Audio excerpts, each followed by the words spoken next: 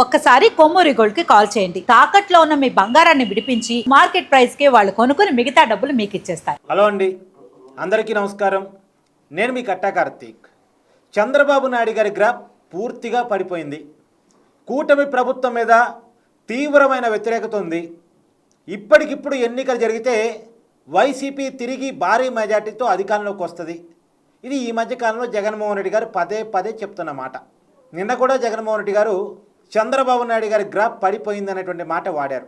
అసలు దీనికి ఆధారం ఏంటి, రియాలిటీ ఏంటి? ఆంధ్రప్రదేశ్లో 18 నెలల కూటమి ప్రభుత్వం పట్ల ప్రజల సంతృప్తి ఏ రకంగా ఉంది అనేది ఒరిజినల్గా మాట్లాడుకునేటువంటి ప్రయత్నం చేద్దాం. ఇప్పుడు ఎవరికి ఏ ఆశలైనా ఉండొచ్చు. వైసీపీ అధికారంలోకి రావాలని వైసీపీ అధినేతగా జగన్మోహన్ రెడ్డి గారికి కోరిక, ఆశ ఉంటేనో తప్పలేదు.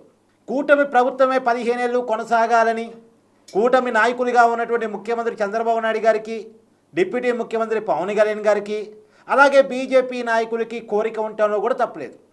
ఎవరికైనా సరే వాళ్ళ పార్టీయే, వాళ్ళ కూటమే అధికారంలో ఉండాలనే ఉంటుంది. కానీ రియాలిటీ ఏంటి? ఇప్పుడు పార్టీల కోరిక కాదు కదా ఇంపార్టెంట్, ప్రజల కోరిక ఇంపార్టెంట్. ప్రజల కోరికను తెలుసుకోవాలంటే కొన్ని కొలమానాలు ఉంటాయి. కొలమానాలు ఎన్నికలే. ప్రజాస్వామ్యంలో కొలమానాలు ఎన్నికలే. కూటమి ప్రభుత్వం అధికారంలోకి వచ్చిన తర్వాత జరిగినటువంటి ఎన్నికలు ఒక్కసారి పరిశీలించినప్పుడు గ్రాడ్యుయేట్ ఎమ్మెల్సీ ఎన్నికలు జరిగాయి. Krishna, Guntur, east west. అది కాకుండా ఉత్తరాంధ్ర టీచర్స్ ఎమ్మెల్సీ జరిగింది. సరే, టీచర్స్ అంటే అది కేవలం టీచింగ్ ప్రొఫెషన్లో ఉన్న వాళ్ళకి మాత్రమే ఓటు హక్కు ఉంటుంది. అది కూడా గవర్నమెంట్ టీచర్స్ కాబట్టి అది ఒక్కసారి పక్కన పెట్టేసి గ్రాడ్యుయేట్ ఎమ్మెల్సీ ఎన్నికలు చూద్దాం. గ్రాడ్యుయేట్ ఎమ్మెల్సీ ఎన్నికల్లో చదువుకున్న వాళ్ళందరూ కూడా, మినిమం గ్రాడ్యుయేషన్ ఉన్న వాళ్ళందరికీ కూడా ఓటు హక్కు ఉంటుంది. కాబట్టి ఎక్కువ మంది ఓటర్లు కూడా తమ ఓటు హక్కును ఉపయోగించుకున్నారు. కాబట్టి దీన్ని, ఈ 2 ఎమ్మెల్సీని మనం పరిగణలో తీసుకున్నప్పుడు 2 చోట్ల కూడా కూటమి గెలిచింది. 2 చోట్ల కూడా భారీ మెజార్టీలు సంపాదించింది. కృష్ణా, గుంటూరు అయితే టీడీపీ అభ్యర్థి అయినటువంటి, అంటే కూటమి తరపున పోటీ చేసిన టీడీపీ నాయకుడు అయినటువంటి ఆలపాటి రాజా పెద్ద మెజార్టీతో గెలిచారు.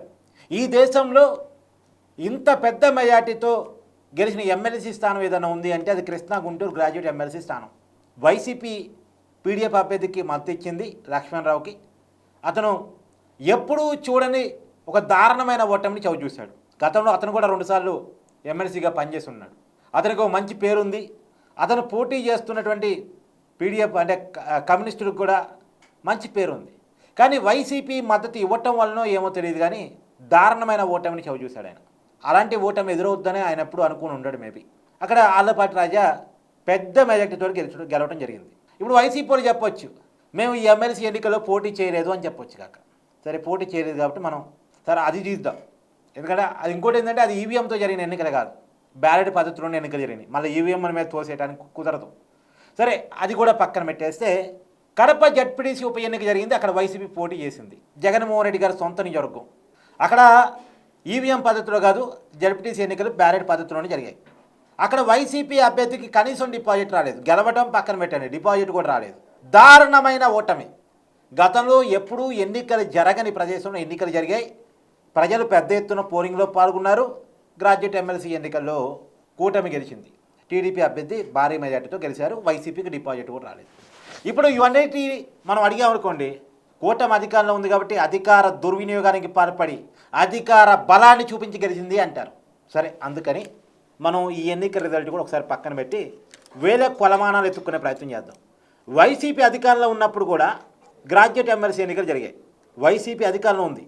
మరి అధికార బలం ఎవరి దగ్గర ఉంది? వైసీపీ దగ్గర ఉంది. అధికార దుర్వినియోగానికి పాల్పడే కెపాసిటీ ఎవరి దగ్గర ఉంది? వైసీపీ దగ్గర ఉంది. అది ఈవీఎంతో జరిగిన ఎన్నికలు కాదు, మళ్ళీ ఈవీఎంల మీద దోసేయడానికి బ్యాలెట్ పద్ధతిలోనే గ్రాడ్యుయేట్ ఎమ్మెల్సీ ఎన్నికలు జరిగాయి. అప్పుడు కూడా కూటమి అభ్యర్థులే గెలిచారు, టీడీపీ అభ్యర్థులే గెలిచారు. ఈవెంతో జగన్మోహన్ రెడ్డి గారి సొంత నియోజకవర్గం పులివెందులలో కూడా గ్రాడ్యుయేట్ ఎమ్మెల్సీ ఎన్నికల్లో వైసీపీ అభ్యర్థి కంటే టీడీపీ అభ్యర్థికి ఎక్కువ ఓట్లు పడ్డాయి.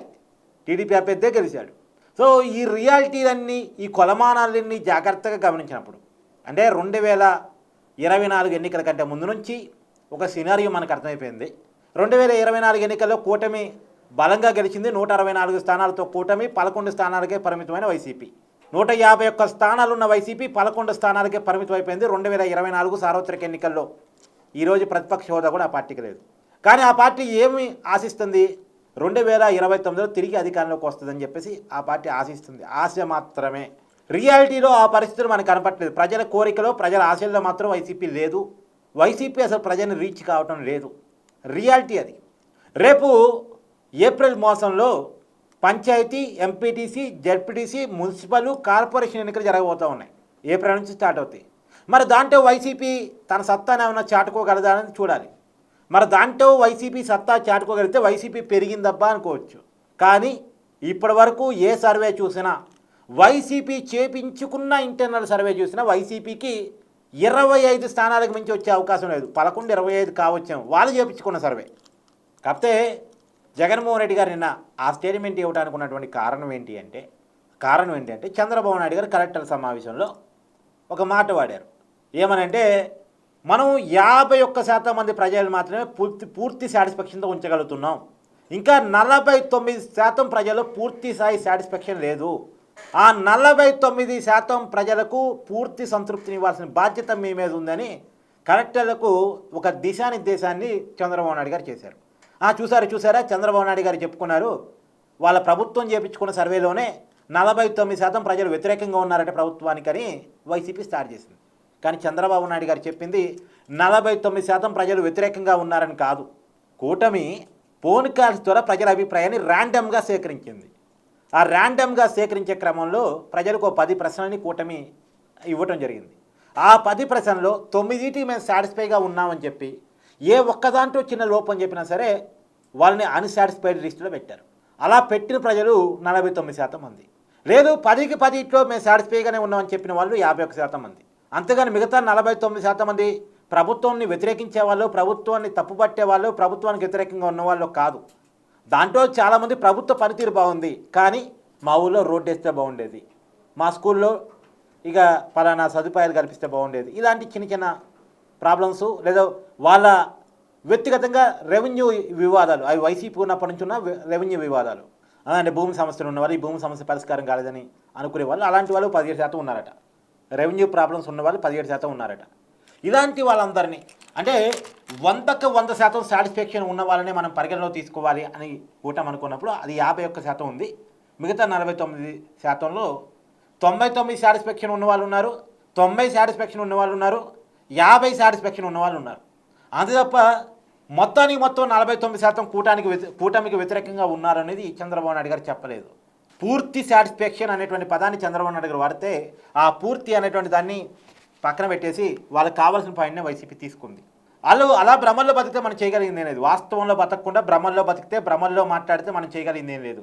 ఇప్పుడు మామూలుగా మనం చూస్తూ ఉంటాం, కేఏ పాలు ఎన్నికలు వచ్చిన ప్రతిసారి నేను గెలుస్తున్నాను, నా పార్టీ అధికారం రాబోతుంది, ప్రజాశాంతి పార్టీ అధికారం రాబోతుంది, కేఏ పాలు ఎంపీగా గెలుస్తున్నాడు, ఎమ్మెల్యేగా గెలుస్తున్నాడని చెప్తూ ఉంటాడు ఎన్నికలు వచ్చిన ప్రతిసారి. అలా వైసీపీ కూడా అనుకుంటే మనం చేయగలిగింది లేదు. ఎందుకంటే గత ఎన్నికలప్పుడు వైనాట్ 175 అని వైసీపీ స్లోగన్ మీ అందరికీ గుర్తుంది కదా, కామెడీ అయిపోయింది, ట్రోల్స్కి గురైంది. వైజాగ్లో ప్రమాణ స్వీకారం అన్నారు, ట్రైన్లు బుక్ అయినాయి అన్నారు, బస్సులు బుక్ అయినాయి అన్నారు, ముహూర్తం ఫిక్స్ అయిందన్నారు, బాణాసంచా కాల్చమన్నారు, అదే డప్పులు కొట్టమన్నారు, రకరకాల ప్రచారాన్ని చేసి ఏ రకంగా ట్రోల్స్ గురయ్యారో మీ అందరికీ తెలుసు. అలా భ్రమల్లోనే ఉంటాం, మేము కళలో విహరిస్తామంటే మనం చేయగలిగిందేం లేదు. కానీ రియాలిటీలో మాత్రం వాళ్ళ ఆశలకి, వాళ్ళ కళలకి భిన్నమైనటువంటి పరిస్థితులు బయట కనపడుతున్నాయి. గ్రాఫ్ తగ్గింది చంద్రబాబు నాయుడు గారికి కాదు, జగన్మోహన్ రెడ్డి గారికి.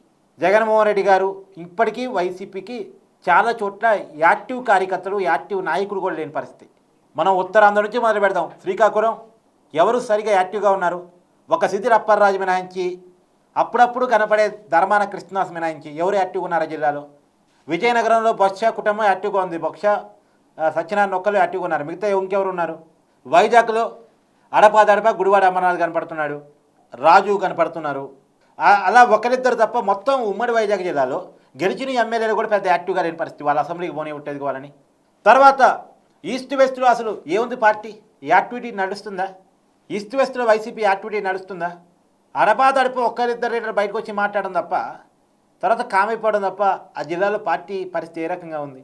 ఇక కృష్ణా, గుంటూరు అడపాదడప పేరు నాని, అంబటి రాంబాబు వీళ్ళు కనపడుతూ ఉన్నారు.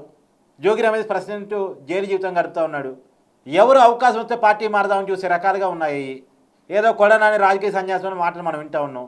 అసలు వైసీపీకి బలంగా ఉండే రాయలసీమ నియోజకవర్గాల్లో కూడా పరిస్థితి ఏ రకంగా ఉంది? కడప జిల్లా జగన్మోహన్ రెడ్డి గారి సొంత జిల్లా, ఎంతమంది నాయకులు యాక్టివ్గా ఉన్నారు? వైఎస్ అవినాష్ రెడ్డి తప్పించి. కర్నూలు జిల్లా అక్కడ ఎవరు వైసీపీకి గట్టిగా అంటే వాస్తవానికి కర్నూలు జిల్లా వైసీపీ కంచి కోట. కానీ ఇవాళ రియాలిటీ ఏంటి? అనంతపురం జిల్లాలో వైసీపీ యాక్టివ్గానే లేదు. ఏదో ఒకళ్ళు తోపుతుత్తి ప్రకాష్ రెడ్డి కొద్దిగా యాక్టివ్గా ఉన్నట్టున్నాడు. అలా ఒకరిద్దరు తప్ప. తర్వాత చిత్తూరు జిల్లా కొద్దిగా పెద్దిరెడ్డి రామచంద్రరెడ్డి, వాళ్ళ మిథున్ రెడ్డి వాళ్ళు కొద్దిగా బ్యాచ్ వాళ్ళ కొద్దిగా నడుపుకుంటున్నారు. ఆ తప్పించి వాళ్ళు ఇంకెవరున్నారు? చాలా నియోజకవర్గాలు చిత్తూరు జిల్లాలో కూడా పార్టీ యాక్టివ్గా లేదు. నిజానికి 175 నియోజకవర్గాల్లో 100కు పైగా నియోజకవర్గాల్లో అసలు పార్టీ కార్యక్రమాన్ని నడవట్లేదు. 100కు పైగా నియోజకవర్గాలు. ఈ పరిస్థితి వైసీపీకి ఉంటే మళ్ళీ అధికారం ఎలా వస్తుంది? సో ప్రజల్లో పోయిన అభిమానాన్ని పొందాలి అంటే జగన్మోహన్ రెడ్డి గారు మారాలి. జగన్మోహన్ రెడ్డి గారి ఆలోచనలు మారాలి. ఇది నా అభిప్రాయం. మీ అభిప్రాయాన్ని కూడా కామెంట్ రూపంలో తెలియజేయండి. Thank you.